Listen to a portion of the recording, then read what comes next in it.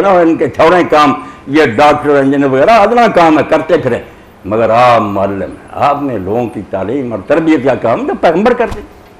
اللہ کے رسول علیہ السلام آئے مجلس بیٹھی مسجد میں، دیکھا ادھر بھی بیٹھے ہیں لوگ دعائیں کر رہے ہیں، ذکر کر رہے ہیں، ادھر لوگ جو ہیں پڑھا رہا ہے۔ آپ نے فرمایا یہ بھی اچھا کر رہے ہیں جو ذکر اذکار کر رہے ہیں، اللہ کی مرضی یعنی کہ دعا سنیں یا نہ، مگر آپ بیٹھے ان کے ساتھ جو سیکھتے انما بعثت معلما، کہ میں دنیا میں ذکر وغیرہ کے لیے نہیں آیا، میں تو استاد بنا کر بیٹھا، میرا کام سکھانا۔ اس لیے پیغمبر آئے دنیا میں کہ لوگ اللہ کی عبادت کریں، انسان پیدا ہوا کہ اللہ کی عبادت کرے، مگر اسلام پر ظلم عظیم ہوا صدیوں سے کہ خود عبادت کا مفہوم بدل گیا۔ آپ کہتے ہیں ہماری عبادتیں، عبادت کا معنی بدل گیا، عبادت یہ بدل گئی کہ کتنی رکعتیں پڑھتا ہے، کتنے اذکار کرتا ہے، کتنے وظیفے، کتنے روزے رکھتا ہے، کتنے حج۔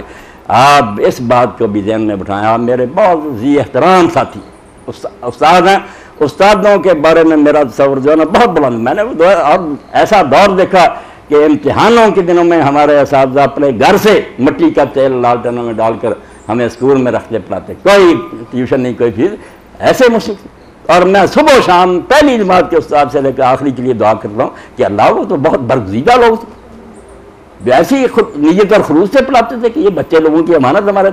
اب زمانہ بدل گیا، سائیکل پر سوار ہوتے، استاد آتا ہم اتر جاتے، ان کی سائیکل پکڑتے، ٹیلا پار کراتے، جب تک وہ سوار نہ ہوتے سوار ہی نہیں ہوتے۔ استاد سے پڑھ کر کوئی ہے آدمی؟ امام شافعی رحمۃ اللہ علیہ فرماتے ہیں میں وکیل سے پڑھتا تھا، میں ان کے سامنے کتاب کا ورق جو تھا نا وہ لاپرواہی سے نہیں اٹھتا تھا کہ آواز نہ پیدا ہو جائے، یہ بھی استاد کی شان میں گستاخی ہوگی، آہستہ سے پڑھتا، استاد کی چھوٹی بات۔ تو پیغمبروں نے جو عبادت کا کہا کہ جن انسان عبادت کے لیے بنائے، اب ساری مساجد میں چلے لکھنے والے یہی ہے کہ بس عبادت یہی نماز روزہ کرو، قطن عبادت کا یہ وقت ہو، اتنے کام کے لیے پیغمبر بھیجنے کی کیا ضرورت تھی؟ یہ تو لوگ بہت راہب اور جوگی جو تھے نا، غاروں میں بڑی بڑی تپسیا اور ریاستیں کرتے تھے، انہوں نے جو رکوع اور سجدے کیا، ہماری نمازیں ان کے سامنے کچھ بھی۔ آپ صرف سورۃ حدید میں جو مولوی صاحب نے رہبانیت پر لکھا وہ بھی صفحے پڑھ لیں، جو رکوع میں گیا ساری عمر رکوع میں رہا، وہاں ہی سوکھ گیا، سیدھا نہیں ہوا، کوئی سجدے میں پڑ گیا اٹھا نہیں۔ انہوں نے بہت محنتیں کی، اللہ کو خوش کر کچھ نہیں ملا۔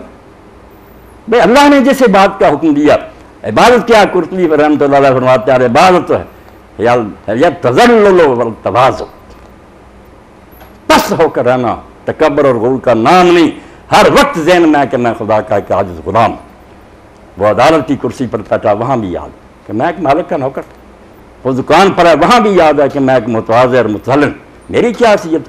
اس نے جب لائی حیات آئے قضا لے چلی چلے، نہ اپنی خوشی سے آئے نہ اپنی خوشی، ایسا بے بس اور مجبور تکبر کرے، میں کہتا پھرے اور اپنے فیصلے کرتا پھرے، سوال ہی نہیں پیدا ہوتا۔ وہ خدا کا ایک عاجز اور متواضع، ہر وقت اس کی گردن جھکی ہوتی ہے، وہ میدان جنگ میں بھی ظالم نہیں ہوتا، دشمنوں میں کے ساتھ بھی رحمت، کیونکہ اس کے ذہن میں ہوتا کہ میں خدا کے سامنے ذلیل اور رسوا، میری حیثیت کیا، متکبر نہیں ہوتا۔ اور اس ذہنیت سے ساری دنیا کے کام، حتیٰ کہ بیوی بچوں میں بیٹھنا بھی عبادت ہے۔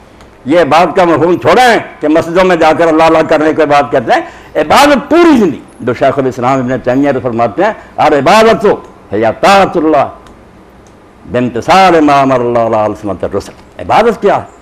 اپنے رسولوں کی زبان پر جو اللہ نے حکم دی ہے کہ اس طرح تجارت کرو، اس طرح بیوی بچوں میں رہو، اس طرح فیصلے کرو، ہر معاملے میں رسولوں کی زبان پر جو اللہ نے احکام دیے ان کی اطاعت اور فرما برداری، یہ ہے بندگی اور غلامی کہ ہر حال میں آدمی خدا کے سامنے جھکا۔ یہ سوال ہے کہ مسجد میں جائے تو علماء سے پوچھے وضو رہ گیا یا ٹوٹ گیا، نماز ہوئی یا نہیں، اور باہر نکلتے ہی تجارت میں حرام کاریاں شروع کر دی۔ یہ خدا کا عاجز بندہ ہے، متکبر اور نافرمان اور سرکش اور باغی، اپنی مرضی کرتا اور کہتا میں خدا کا بندہ نہیں۔ بندے کا تو معنی ہی ذلیل اور رسوا کہ وہ خدا کے سامنے دم نہیں مارتا، عاجز بندہ پوری زندگی۔ اس لیے جو بات سکھانے کے لیے پیغمبر آئے نا، اور جس کے لیے جن اور انسان پیدا ہوا 24 گھنٹے ایک لمحہ بھی چھٹی نہیں، بھی بچوں کے لیے آپ کے لیے کی ادھر حدود ہے کہ آپ یہ کر سکتے ہیں یہ نہیں کر سکتے۔ کوئی کہے یار ہماری پرائیویٹ زندگی پر بھی اسلام نے پابندیاں لگائی مناسب ہیں، خواہ بخواہ جیسے مولوی حضرات نے گھڑی، وہ بھی دین نہیں، افراد تفریح ہے۔ جو صحیح دین ہے اس میں نہ کوئی تنگی ہے نہ آوارگی ہے، بالکل مناسب حدود ہیں جس میں خود انسان کا اپنا بھلا، اللہ کا کوئی نفع نہیں، انسان کی اپنی بہتری۔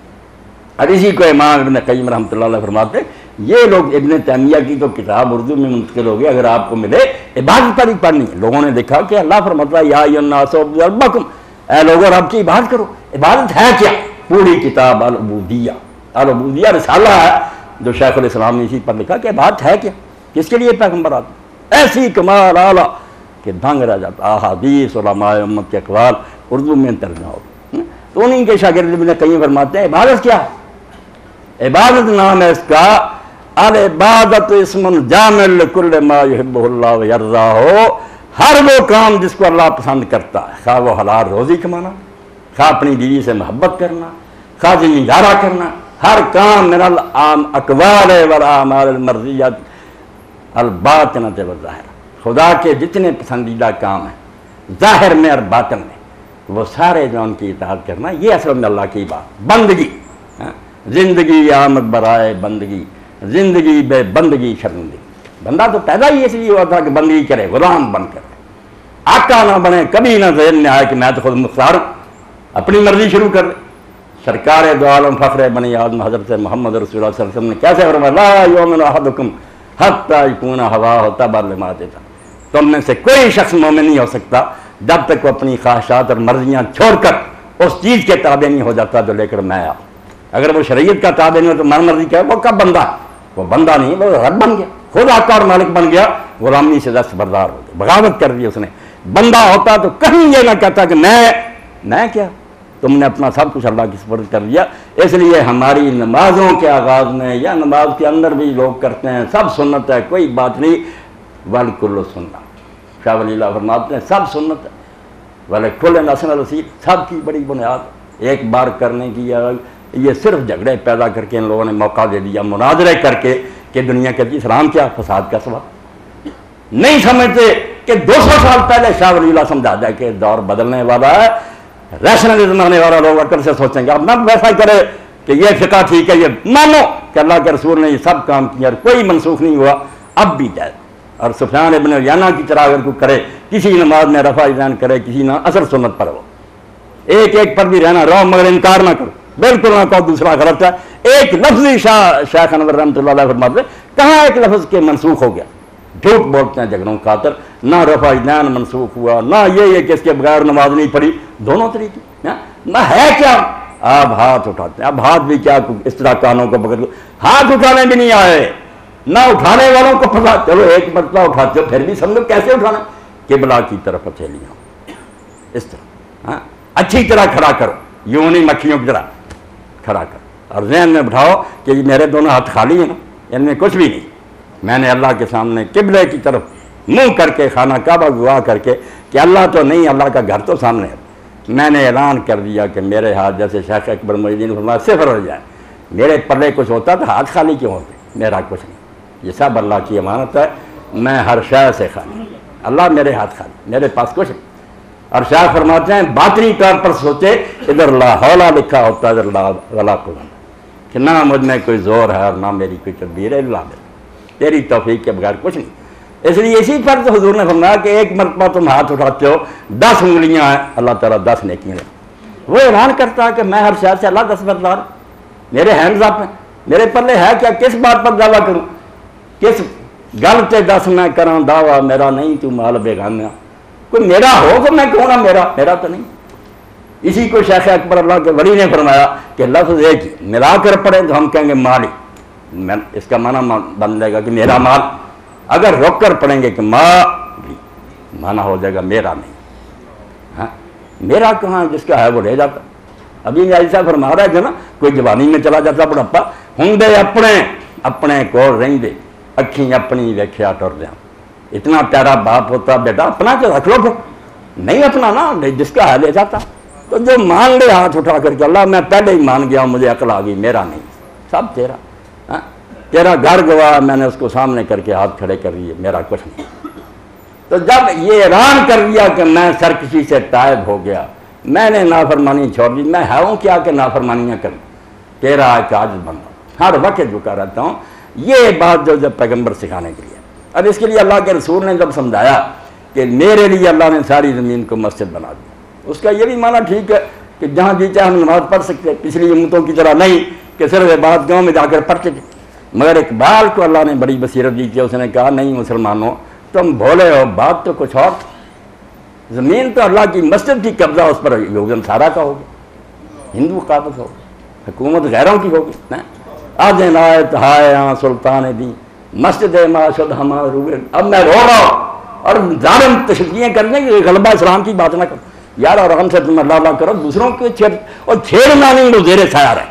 جیسے اب ہم امریکہ کے زیر سایہ نا کہ دونوں میں سے ایک تو سپریم بنے گا، اسلام بنے گا ایک کفر، اس کے بغیر چارہ ہی نہیں۔ تم قبول کر لو گے کہ اگر کفر غالب رہے زیر سایہ تو چلو ذلت کی زندگی گزارو، اور اگر یہ ہو جائے کہ اسلام غالب رہے اور یہ ہمارے ذمہ گارنٹیڈ بن کر رہے، ہم ضمانت دیں گے اللہ رسول کی کہ ان کے عبادت خانے نہیں چھیڑے جائیں گے، ان کو کوئی نقصان نہیں، اپنی جانوں سے بڑھ کر ان غیر مسلموں کی بات کریں۔ یہ اللہ رسول کی امانت ہمارے پاس امن سے رہے گی، مگر حکومت اسلام کرے گا۔ تو اقبال کہتے ہیں آج عنایت ہائے سلطان دی مسجد معصد ہمارا ہوئے، وہ مسجد تیری بابری ڈہ جائے تو تو روتا، اور جو پوری زمین مسجد تھی تجھے نظر نہیں آتا کہ کافر تو اس پر مسلط ہو گئے، مسجد تو تیری چھین نہیں ہو سکتی۔ کہتے ہیں اللہ کے رسول کی برکت سے ساری زمین ہماری مسجد بن گئی۔ الحضرت گرد شین و آسماں مسجد مومن بس سے جی، کہتا میں رو رہا ہوں کہ تقدیر نے یہ دل دکھایا کہ مسجد مومن کی اور حکومت روس کر رہا، امریکہ کر رہا، کافروں کے قبضہ میں چلی گئی۔ مرد مومن کوشت بندہ مومن جو کہتے ہیں دن رات جو محنت کا دیہات، کسی کو قتل کرنے کا نام نہیں، لوگوں کے مال چھیننے کا نام۔ اگر اس لیے جائے گا کافر مرے گا، جہنمی ہوگا۔ جو صرف اس لیے جان دینے کے لیے جاتا کہ دنیا پر میں ظلم نہیں ہونا چاہیے، خلقت آرام سے رہے، مسلم غیر مسلم امن سے رہے، وہ ہے مرد مومن۔ مرد مومن کوشت بندہ مومن کہتے ہیں سارے کوشش کس لیے کرتا تا بغیر مسجد مولا خیر، جہاد کا فلسفہ کہ اپنے آقا کی مسجد ان کافروں کے تسلط سے چھڑائے کہ یہ زمین تو خدا کی مسجد ہے، تم قابو کر کے بیٹھے۔ تو دین اسلام جس عبادت کی دعوت دیتا وہ جب تک غلبہ اسلام نہ ہوا، جو امام المہدی کے زمانہ میں تو موعود ہے اللہ کے رسول کی طرف سے، مگر پہلے ہم فارغ تو نہیں نا۔ مسلمان کو یہ کوشش جاری رکھنی چاہیے کہ پوری زمین پر غلبہ اسلام کا، دوسرے زیر سایہ رہے، عمل سے رہیں، کھائیں کمائیں، اپنے مذہب پر چلے، کسی پر ظلم نہیں۔ بلکہ اللہ کے رسول علیہ السلام نے فرمایا 3 ایسے گروہ ہیں میری امت کے کہ جن کے خلاف انا خصم یوم القیامہ، قیامت کے دن میں مدعی بنوں گا، حضور مدعی چھڑانے کی بجائے۔ جن نے فرمایا جو غیر مسلم تمہارے ملک میں آباد ہیں ان سے تم نے معاہدہ کیا کہ ہمارے ملک میں رہو، ہم تمہارے محافظ ہیں، پھر ان زمینوں سے برسلوکی کی تو میں تمہارے خلاف کھڑا ہوں گا کہ میرے نام پر گارنٹی دے۔ تو اسلام کسی پر ظلم نہیں کرا، جھوٹ بولتے، مگر یہ نہیں چھٹی دیتا کہ ظالم ساری دنیا میں فساد کریں اور خود امن پسند بنیں، بم برسائے، لاکھوں عراق ایران میں اور افغانستان برباد کر رہے، شریف بنے رہے، اور مسلمان بیچارہ جان چھڑائے دہشت گرد۔ تو اللہ کہتا ہے جو دین لے کر پیغمبر آئے، جس کے لیے انہوں نے محنت کی اور امتوں کو کہا کہ وہ عبادت کرو، وہ عبادت عام معنی میں بہت کھلی ہے کہ پوری زندگی ہر محاذ پر ہر جگہ اللہ کے حکام کی اطاعت کرو۔ مگر یہ کام بڑا مشکل، آپ تو کہیں گے کہ رکوع صحیح ہے، اس کی بات کروں گا، وہ معمولی نہیں ہے۔ ان کو ستون کہا گیا، پلر، مگر پلر صرف بنا دیے جائے، اگر جیسے باہر بننا ہے کہ ستون بنا دیے جائیں، نہ کوئی چھت نہ دروازے، کون اس کو بلڈنگ کہے گا؟ کوئی عمارت کا فائدہ وہ دے گی؟ نہیں، ستون حضور نے کہا، ستون عمارت تو بعد میں آئے گی، چھت ہوگی، دروازہ، دین پورا جو بات میں نے بیان کی نا، یہ ستون اس کو سنبھالنے کے لیے، صرف یہ نہیں مقصود ہے کہ نماز روزہ حج زکات پر بات ختم ہوگی، یہ ستون تھے، یہ سنبھالتے تھے دین کو، کہ جو لوگ پھر ان میں کامل ہو جاتے تھے وہی پھر اس امتحان میں کامیاب ہوتے تھے کہ عدالت میں بیٹھے ہوئے کوئی پریشر قبول نہیں کرتے تھے۔ امیر المومنین حاضر ہوتا تھا، وہ کہتے تھے دوسرے فریق کے ساتھ برابر کھڑا ہونا پڑا، یہ نماز ان کی حفاظت کرتی ہے۔ یہ نماز جو نا، یہ ویپنز ہوتے تھے، ہتھیار جس سے پھر اثر بات میں وہ کامیاب ہوتے تھے۔ بذات خود یہ مقصود نہیں تھی صرف رکوع سجدوں پر بات ختم ہوگی، یہ اصل عبادت جو میں نے بالمان العام بیان کر دی کہ اصل عبادت ہے پوری زندگی میں خدا کی عبادت، مگر وہ آسان کام نہیں، اس کے لیے بہت تیاری کرنی چاہیے، بہت اپنے آپ کو پختہ ایسا بنے کہ پھر کتنے امتحان آئیں، دولت کے ڈھیر ہوں، ڈراوے آئیں۔ وہ صحابی رحمۃ اللہ علیہ والی بات موحد کہ بر پائے ریزی درج، بہت سخت امتحان۔ یہ نماز میں پڑھ لینا مسئلہ معمولی بات، میں 10 رکھنے پڑھ لیتا ہوں، اگر کوئی معاملہ ایسا آ گیا کہ بولو سچ، جانتا ہوں سارے مخالف جو نا بڑے طاقتور ہیں ڈاکو، میری شامت آ جائے گی، پتہ تو اب لگے گا کہ نماز نے تیرا کوئی بنایا یا بس سجدے رکوع ہے۔ تو یہ جو کچھ تھا نا، نماز روزہ حج کا، یہ انسان کی تعمیر کے لیے کہ اس کو اعلیٰ قسم کا انسان بنا دیا جائے، جس کو پھر جھونکا جائے نا جب